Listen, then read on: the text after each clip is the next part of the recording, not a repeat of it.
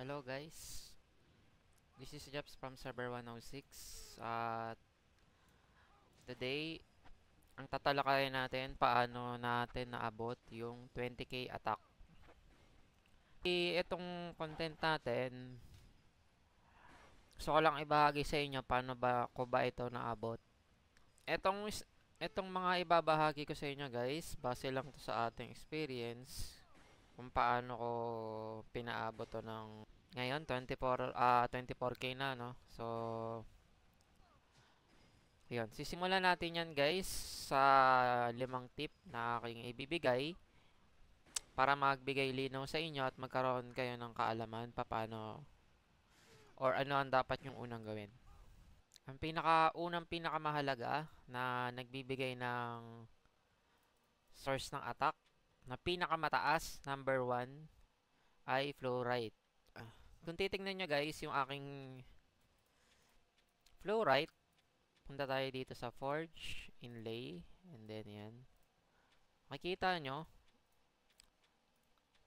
meron tayong ice and fire. Yung sa weapon ko, fire yung nakalagay.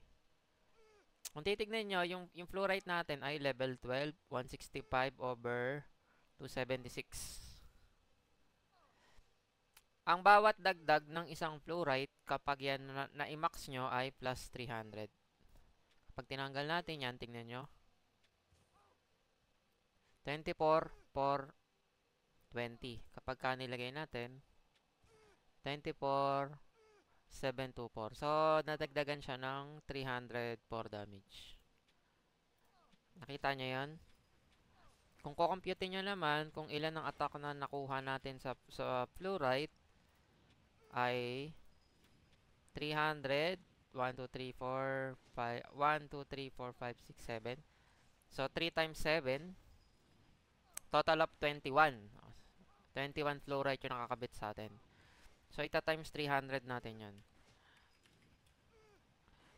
21 times 300 ay total of 6,300.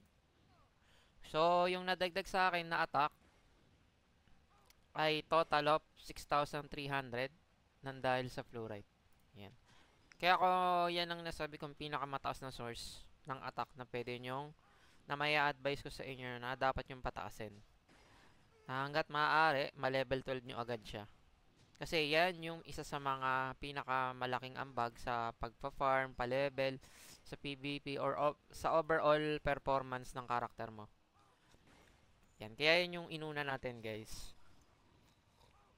Although ito'y hindi ganun kadaling masagad, dahil kailangan yung i-farm, so diskartehan na lang yan sa farm kung paano kayo magpa-farm. So tayo, ang ginawa kong diskarte dito, nagpa-farm ako ng mga item, ayan, and then binibenta ko lang, sabay kino-convert ko into flow rate, bumibili ako. Yung mga ice water flow rate ko, tapos yung iba, binibenta ko and then binibili ko ng ice. Yan. Mga, kumbaga nililipat ko, yan. Yung mga ibang strategy natin.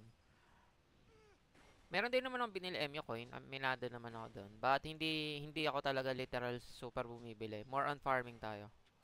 So hindi siya lahat more on buy. More on grind siya. 80% nung naipon ko sa flow rate is grind talaga. Kasi yung flow rate, hindi ko siya kinuha sa top up. Sa farm lang talaga yan, guys. Okay?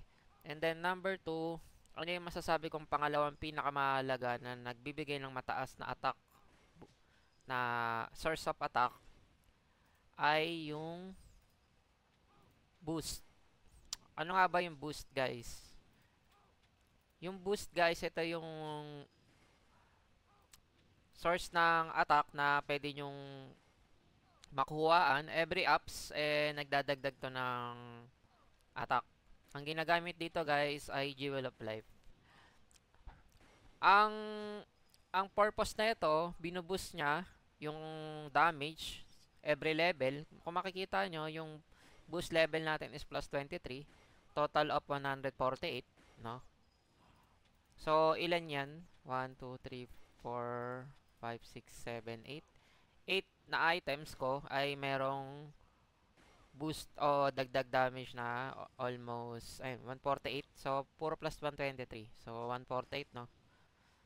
Ta-times nyo lang yan. 1, 2, 3, 4, 5, 6, 7, 8, 9, 10, 11, 12. 13 pala, no? 13. Pinating 13 yung item natin. Kasama kasi yung pendant necklace. So, yan. 13 times 148. Total of 1,900 attack. So, almost, sabihin na rin natin 2,000 attack yung nakuha ko sa boost. Tsaka bigyan ko kayo ng tip, guys. Pagdating sa boost o boost level ng inyong mga item, gamit yung Jewel of Life, kapag yung mababa pa lang yung level ng item, yung sabihin natin plus 4 pa lang, ang bigay pa lang na attack niyan is 1 to 2 attack yata, or 4 attack. Pero kapag umangat na siya ng mga plus 13 or plus 20, ang dagdag na niya ay mataas na. Ito, kung titingnan nyo dito, kapag nag-successful to, every ups ko is plus 12 attack na. Yun nga lang, mas tumataas yung required niya na Jewel of Life na 8 pieces na siya. So, yun lang yung nagiging pagkakaiba niya. Pero yun yung advantage kapag pinapataas nyo yung boost ng inyong item. And then number 3, ano yung sumunod? Para sa akin, ang pinaka second source ng nagbibigay ng malaking attack ay yung weapon. Syempre, weapon enhancement. Bakit ko nasabing third tong weapon enhancement? Kasi kung titignan nyo dito, plus 51 na yung ating weapon. Meron na siyang total of 535 attack, no? Every enhance niyan, madadagdagan siya ng 30 attack. So, kung plus 45 to, guys, tapos yung sabihin natin na plus 51, madadagdagan, sabihin natin 6 yun, no? 6 times 30, mga 180 attack agad. So, kung galing siyang plus 45, so yung dagdag niya sa ups, sa magic attack mo, malaki talaga. Kaya yan sa akin yung third.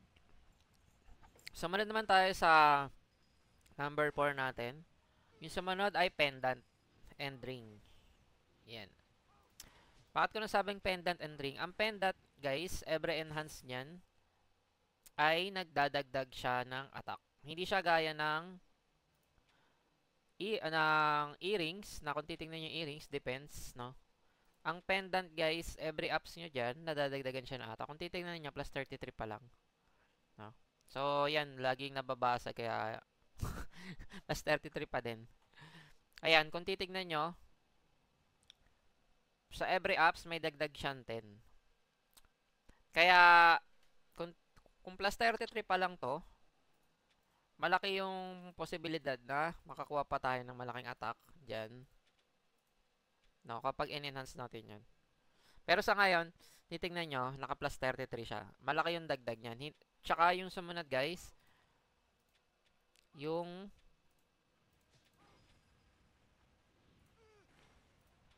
ring. Kaya nung sinabi ko, pendant and ring. Bakit yung ring? Same lang din siya, guys, ng pendant, na kapag in-enhance, may dagdag na attack. So, yan yung mga napakahalaga na pwede nyong i-enhance na mataas ang source ng attack. And every enhance niyan ay 10. Kapag ito umangat na to ng plus 40, ang dagdag na yan is posibleng plus 15 or plus 20 na. Mga ganun na yan. Pero kung titignan nyo, plus 10 pa lang. So, kapag yan umangat pa, ito na plus 37, yung safe niya, may posibilidad na plus 20 na yan. Pero yan nga lang, medyo masakit na siya pag in-enhance. So, titignan to, Jewel of Bless is 20. Kung titignan nyo dito, 40. Pero kapag na-enhance, mas malaki yung dagdag na attack. Ang panglima naman, guys, na isa sa mga mahalaga, ay yung excellent stats. Ano nga ba, guys, yung excellent stats? Panigurado, alam nyo na yun kasi karami na mga MU player. Yan talaga yung mga isa sa mga ina-enjoy nila, yung mga excellent option, di ba? Yung pagdating sa weapon, kayo yung naglalagay niyan. Yan yung isa sa mga napaka-importante rin na source ng attack. Bakit ko nasabi? Kapag ka tumatagal, yung mga attack na nakukuha nyo sa weapon, o yung mga excellent option, ibig kong sabihin, ay mas lalo siyang nagiging mahalaga. Gaya nito, kung titignan nyo yung staff natin, may attack 2%. Yung attack 2% na yan guys ay pumapalo yun ng mga 400 attack or 450 attack. So kung titignan nyo yung weapon natin, excellent stats ay meron siyang 2% attack. Okay din yung attack per level, pero para sa akin, napakalaga ng excellent stats na attack 2%.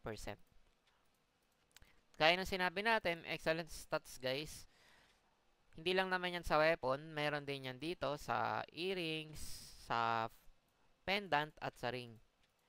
Yan yung mga, dito sa game, yan sa tingin ko yung pinaka-hard na ma-unlock nyo. Kasi, patagal ng patagal, mas lalo siyang nagiging mahirap para ma-unlock. Kung titignan nyo yung excellent stats natin dito, 1, 2, 3, 4, 5, 6, 7, 8, 8 na yung excellent stats. Meron na tayo na unlock na attack plus level per 10, dalawa, no? Plus itong attack 2%. So, yan, marami siyang attack 2% na pwede nyo ma-unlock. Kapag na-unlock nyo yan, hindi malabo na yung attack na madadagdag ay manapakalaki. So, yan, makikita nyo marami pa akong pwedeng i-unlock. Hindi lang yan sa pendant, yung excellent stats din dito. Yan, makikita yung dami ko na rin na-unlock, no? Yun yung mga isa sa mga napaka-importante guys na nagbo-boost o nagpapalakas palalo ng attack ko na ginawa nating strat para mapaabot siya ng 20k yan. Kinuha ko yung attack 2%. Sa hinaharap, yan, pwede mo rin makuha yan. Kailangan nyo lang i-unlock, no? Madali lang na mag-unlock nyan, guys. Punta lang kayo dito sa Forge. Click nyo yung Forge. Tapos, ACC. Activate. So, yan. Kung titignan nyo, material cost. Medyo masakit na to, pero ito talaga yung pinaka tingin kong dulo ng ng source ng isa sa mga highest source talaga ng attack na pwede nyong kunin. And 2,441 yung kailangan ko na excellent quartz. So, meron tayo 1,328. So, hindi nyo naman kailangan madaliin. Ang kailangan nyo lang, mag-grind. Ayun lang naman guys, yung isa sa mga kailangan na huwag nyong kakalimutan. Dahil yun yung magpapalakas din sa inyo or kung gusto nyo maabot yung 20k attack. So, yung mga may ibang mga katanungan, guys, huwag kayong mayang mag-comment kung may gusto kayong maidagdag dito sa ating top 5 or top 5 tips. And then, dito na magtatapos, guys, yung ating content for 20,000 attack tips, 5 tips, no? Then, may mga susunod pa tayong mga content, so huwag niyong kalimutan na mag-follow, like, and subscribe na rin sa ating channel. Ayun lang guys, thank you sa mga nakinig hanggang dulo at ako'y magpapaalam na. Bye bye guys! See you!